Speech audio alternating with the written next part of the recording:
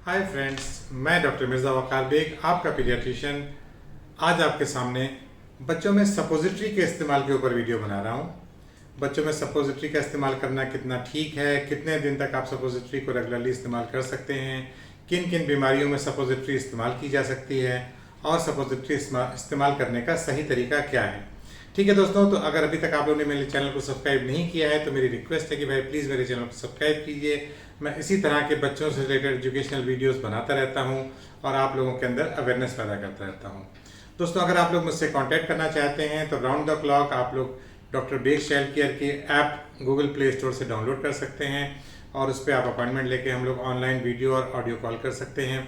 इसके अलावा मैंने अपना अभी ब्लॉग साइट जो है वैक्सीनेशन सेंटर के नाम से बनाया है, जिसमें वैक्सीनेशन से रिलेटेड सारी जानकारी मैं आप लोगों को मेरे ब्लॉग साइट पे मिलती है। तो आप लोग मेरे vaccinations.co.in पे जाके वैक्सीनेशन से रिलेटेड सारी जानकारियाँ आपको वहाँ से मिल जाएंगी। तो चलिए अब आते हैं काम की बात पे, और काम की बात आ जाए सपोजिटरी के बारे में। दोस्तों, सपोजिटरी जिसको आम जबान में यहाँ पर हम लोग के इंडियंस में कहते हैं कि बच्चे के बत्ती लगा देना, तो बेसिकली यहाँ पर जो कॉमनली इस्तेमाल जो सपोजिटरी है वो ग्लिसरीन की सपोजिटरी, जो कि बच्चों में कॉन्स्टिपेशन में इस्तेमाल की जाती है, या बिस एक्रोडिल जो डल्कोलेक्स के नाम से आती है, वो सपोजिटरी हम लोग बच्चों में इस्तेमाल करते हैं कॉन्स्टिपेशन के लिए। इसके अलावा जब मैं बाहर काम करता था, विदेशों में, आयरलैंड में, सऊदी अरेबिया में, वहाँ पर टाइलिनॉल नाम की जो एस्टामिनोफेन की सपोजिटरी जो कि बुखार के लिए यूज़ होती है, वो इंडिया में अवेलेबल नहीं है। इसके अलावा वोमिटिंग की भी सपोजिटरीज आती हैं, और बच्चों में जो फिट्स पड़ जाते थे उसमें डायज़ेपाम की रेक्टल सपोजिटरीज आती थी। इसका देखिए मकसद क्या बनाया गया था, क्योंकि बच्चा अगर मुंह से दवा नहीं ले पा रहा है या उसको बार बार वोमिटिंग हो रही है, या वो अगर उसको फिट्स पड़े तो जाहिर सी बात है आप उसको मुंह से कोई दवा नहीं दे सकते, और घर पे आपको इंजेक्शन इतने जल्दी आप जब तक आप घर से अस्पताल पहुंचेंगे तब तक आपको अच्छा खासा 20-25 मिनट आधा घंटा लग सकता है। तो ये रेडी टू यूज़ वाली सपोजिटरीज का मकसद होता है कि ये रेक्टम में जाते हैं, और रेक्टल म्यूकोजा का जो एब्जॉर्प्शन है वो ओरल म्यूकोजा के ही जैसा ऑलमोस्ट होता है, और बल्कि इनफैक्ट कुछ केसेस में वहाँ से भी ज़्यादा अच्छा होता है। तो इसलिए दवाओं का इस्तेमाल जो है, दवाओं का रूट जो है, ये एक प्रेफर्ड रूट है। तो रेक्टल से जब हम लोग जैसे फिट्स अगर किसी को पड़ रहे हैं और आपने डायज़ेपाम सपोजिटरी उसके रेक्टम में इंसर्ट कर दी, तो विद इन 5 to 10 मिनट्स उसके फिट्स रुक सकते हैं। किसी को फीवर हो रहा है तो उसमें फीवर की सपोजिटरी लगा दी, वोमिटिंग हो रही है। बट अभी हमारे हिंदुस्तान में जो सिर्फ अवेलेबल सपोजिटरीज हैं उसमें सिर्फ अभी कॉन्स्टिपेशन की, जिसके जो कि छोटे बच्चों के लिए ग्लिसरीन की सपोजिटरी अवेलेबल है, और बड़े एडल्ट्स के लिए या बड़ों के लिए डल्कोलेक्स या जो कि बिस एक्रोडिल जिसमें कंपाउंड होता है उसकी सपोजिटरी अवेलेबल है। तो अब सवाल आता है कि हमारे पास कुछ लोग ऐसे आते हैं जो कि वाकई उनके बच्चे हैबिचुअल हो गए हैं, और उनका ये कहना होता है कि जब तक हम लोग सपोजिटरी नहीं देते हैं तो कॉन्स्टिपेशन हमारा बच्चा पॉटी ही नहीं करता है। दोस्तों, हैबिचुअल कॉन्स्टिपेशन तकरीबन 95% हम देखते हैं कि, और ये मैं अपने सारे बच्चों को, अपने सारे पेरेंट्स को कहता हूँ कि कॉन्स्टिपेशन का इलाज आप ही कर सकते हैं घर पे बैठ के डाइटरी मैनेजमेंट से। डॉक्टर्स पे अगर आप जाएंगे तो दवाओं से आप इसका परमानेंट सोल्यूशन नहीं निकाल पाएंगे। तो सपोजिटरी का इस्तेमाल बताने से पहले मैं आप लोगों को फिर एम्फेसाइज कर दूंगा, क्योंकि यहाँ पर जो सपोजिटरी है वो ज़्यादातर हम लोग कॉन्स्टिपेशन के लिए यूज़ करते हैं।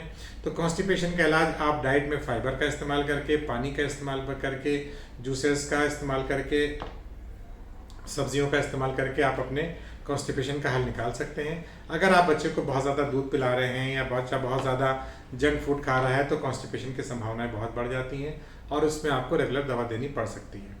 अब आते हैं कि भाई सपोजिटरी को कितना फ्रिक्वेंटली हम यूज़ कर सकते हैं। तो देखिए, पीडियाट्रिक ग्लिसरीन सपोजिटरी जो हम लोग बच्चों में यूज़ करते हैं वो 2 साल से कम के बच्चों में हम लोग बिस एक्रोडिल या डल्कोलेक्स की सपोजिटरी नहीं यूज़ कर सकते। यूजुअली ग्लिसरीन सपोजिटरी यूज़ की जाती है, और ग्लिसरीन सपोजिटरी आप दिन में एक बार सिर्फ इस्तेमाल कर सकते हैं। मान लीजिए आपने ग्लिसरीन सपोजिटरी इंसर्ट की है और उसके 15 मिनट के अंदर यूजुअली बच्चा मोशन पास कर लेगा। अगर उसने पास नहीं किया है तो फिर आप दोबारा सपोजिटरी इंसर्ट नहीं कीजिए, फिर दूसरे दिन ही आप उसको इस्तेमाल कर सकते हैं। और जो ये जो बिस एक्रोडिल की सपोजिटरी है ये 5 mg की और 10 mg की आती है, जो कि 12 साल से ऊपर के बच्चों में आप 10 mg यूज़ कर सकते हैं। 12 साल से कम के बच्चे में 2 साल से लेकर 12 साल में आप 5 mg की यूज़ कर सकते हैं। इसको आप दिन में मैक्सिमम 2 या 3 बार यूज़ कर सकते हैं। बट अभी भी मैं अपने पेरेंट्स यही कहना चाहूँगा कि आप इसको अगर रेगुलर यूज़ करते रहेंगे तो इसको एक तरह की डिपेंडेंस डेवलप हो जाती है, जिनको लैक्सेटिव डिपेंडेंस बोलते हैं, और फिर जब तक आप बच्चे को सपोजिटरी नहीं डालेंगे तब तक वो पॉटी नहीं करेगा। तो इसलिए इसको इस्तेमाल करने से इसको आपको बचना चाहिए। इसका बेसिकली जैसे ये होता है कि इसको आपने यहाँ से निकाल लिया, इसको आपने यहाँ से खोला और हाथ को पहले, अगर आप घर में आपके पास ग्लव्स नहीं है तो आप अपने हैंड को अच्छे से वॉश कर लीजिए।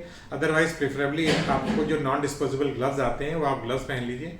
फिर इसको खोल के आप, इसमें 2 एंड होते हैं, एक ये आप देखिए ब्लंट सा एंड है इसका, और दूसरा जो है ये पॉइंटेड एंड है। अब इसमें ज़रूरी है कि ये आपकी फर्म रहे। अगर आप इसको गर्मी में रख देंगे और ये पिघल जाएगी तो आप इसको इंसर्ट नहीं कर पाएंगे। तो इसलिए ज़रूरी है कि ये फ्रिज में रखी रहे और ये हार्ड रहे। इसको लगाने से पहले आप बच्चे के, जो छोटा बच्चा है उसको आप पैर से, उसको घुटने से आप उसके घुटने उसके पैरों पे, इसके पेट के ऊपर लगा दें ताकि आपकी उसको एनल ऑरिफिस उसकी आपको अच्छे से दिखाई दे। आप लुब्रिकेशन के लिए कोई क्रीम या KY जेली लगा सकते हैं और उसको लगा के आप इसको धीरे से रेक्टम में इंसर्ट कर देंगे और जो एनस का जो इंस्फिंक्टर है उसके ऊपर थोड़ा सा प्रेस करेंगे। जब ये इंस्फिंक्टर के अंदर चली जाएगी तो इंस्फिंक्टर से फिर बाहर नहीं आती है। अगर इसने इंस्फिंक्टर को क्रॉस नहीं किया है तो बच्चा अगर रोएगा, स्ट्रेन करेगा तो ये बाहर पुश बैक हो जाती है और आपका फिर ये बेकार हो जाती है। दोबारा आप इसको यूज़ नहीं कर पाएंगे क्योंकि ये फिर ये गंदी भी हो जाती है और ये थोड़ी सी पिघलने भी लगती है बॉडी टेम्परेचर से। तो इसलिए बच्चे के आप दोनों को घुटनों को मोड़ के उसके पैर के ऊपर ले जाइए। एनल ऑरिफिस जब आपको दिखाई दे रही है उसमें आप इसमें हल्का सा लुब्रिकेशन लगा के इंसर्ट कर दीजिए और थोड़ी देर के लिए बटक्स को दबा दीजिए। जब ये रहेगी तो ये वहाँ से वाटर एक्सट्रैक्ट करती है रेक्टल म्यूकोजा से और वहाँ पे स्टूल को सॉफ्ट करती है और पैसेज थोड़ा खुल जाता है और 15-20 मिनट्स के अंदर, आधे घंटे के अंदर बच्चा पॉटी कर लेगा। तो ये है सपोजिटरी इस्तेमाल करने का सही तरीका, बट बहुत ज़्यादा इसको इस्तेमाल ना करें। मेरी यही आप लोगों से जो मैसेज है मेरा आज के वीडियो बनाने का, कि बच्चे को डिपेंडेंट ना बनाएं। रोज़ रोज़ अगर आप सपोजिटरी से आपका बच्चा पॉटी कर रहा है तो this something wrong with the baby. Pathological causes भी होते हैं जिसमें विटामिन डी डिफिशियंसी, हाइपोथायराइडिज्म। जिन बच्चों को भी क्रॉनिक कॉन्स्टिपेशन रहता है उनमें मैं समझता हूँ कि हाइपोथायराइडिज्म और विटामिन डी डिफिशियंसी ज़रूर रूल आउट हो जानी चाहिए। इसके अलावा एक डिजीज़ है हर्शस्प्रिंग्स डिजीज़, जिसमें कि एक एंग्लोनिक सेगमेंट हो जाते हैं और वो सर्जिकल उसका ट्रीटमेंट होता है। कॉन्स्टिपेशन के ऊपर मैं ऑलरेडी एक अपना वीडियो बना चुका हूँ, मैं उसका लिंक आपको वीडियो में डाल दूंगा, तो उसको भी आप लोग जाके कॉन्स्टिपेशन के बारे में डिटेल में आप जानकारी ले सकते हैं। बट आज जो मेरा मकसद था सपोजिटरी के यूज़ को बताने के लिए, तो स्टिल आयल से कि बच्चों में यूज़ करना सेफ है, उसको आप यूज़ कर सकते हैं, बट बहुत ज़्यादा इसके ऊपर डिपेंडेंस नहीं होनी चाहिए। ठीक है दोस्तों, तो मैं समझता हूँ कि ये मेरा ये वीडियो आप लोगों के लिए यूजफुल साबित होगा।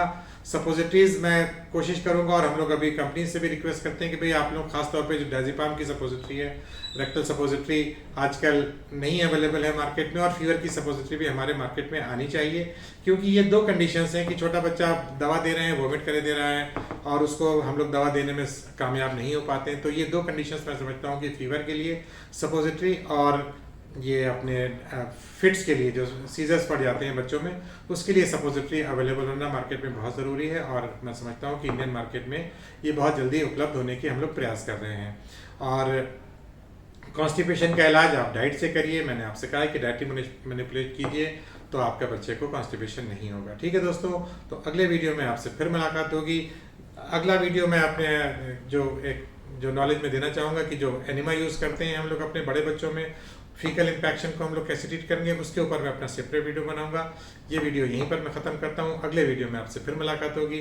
जाने से पहले फिर मैं वही गुजारिश कि प्लीज़ मेरे चैनल को लाइक कीजिए, शेयर कीजिए और सब्सक्राइब कीजिए। Bye bye, take care, see you.